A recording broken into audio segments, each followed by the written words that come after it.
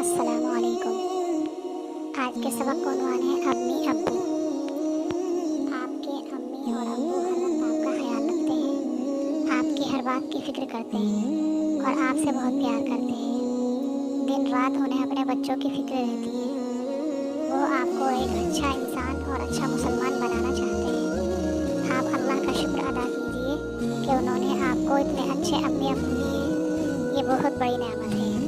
वो आपको खुश रखते हैं, आप भी उनको खुश रखिए। अब आप ये सोचिए कि इन प्यारे से माँ बाप को आप कैसे खुश रख सकते हैं। आपको इनके लिए क्या करना चाहिए? आपको करना ये है कि आप इन्हें अच्छा इंसान और अच्छा मुसलमान बनकर दिखाएं। वालिदैन के साथ बेहतर से बेहतर सलूक कीजिए। अल्लाह ताला ने कुरान पाक में वालिदैन की इज़्ज़त करने का हुक्म दिया है। हमें वालिदैन के साथ हुस्न सलूक से पेश आना चाहिए और उनका अदब करना चाहिए।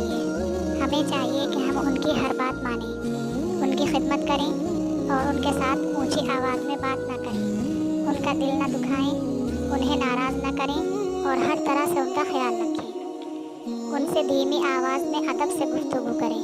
रसूल पाक सल्लल्लाहु अलैहि वसल्लम ने फरमाया, जन्नत माँ के कदमों के नीचे है। वालिदैन का अदब और एहतराम कीजिए। हमेशा अपने वालिदैन और बुज़ुर्गों का अदब कीजिए। अपने उस्तादों की हर बात मानिए और उनका अदब व एहतराम कीजिए। स्कूल जाएं तो उनको सलाम करें और उनकी कदर करें। स्कूल से वापस आएं तो सब घर वालों को अदब के साथ अस्सलाम वालेकुम कहें। अच्छे इंसान बनें। अपने अम्मी अब्बू से मोहब्बत कीजिए। अपने भाई बहन से, दोस्तों से और उस्तादों से खूब मोहब्बत कीजिए। आइए सबक के हवाले से मुख्तसर सवाल कर लेते हैं। आपका सबसे ज़्यादा ख्याल कौन रखता है? आपके वालिदैन आपको क्या बनाना चाहते हैं?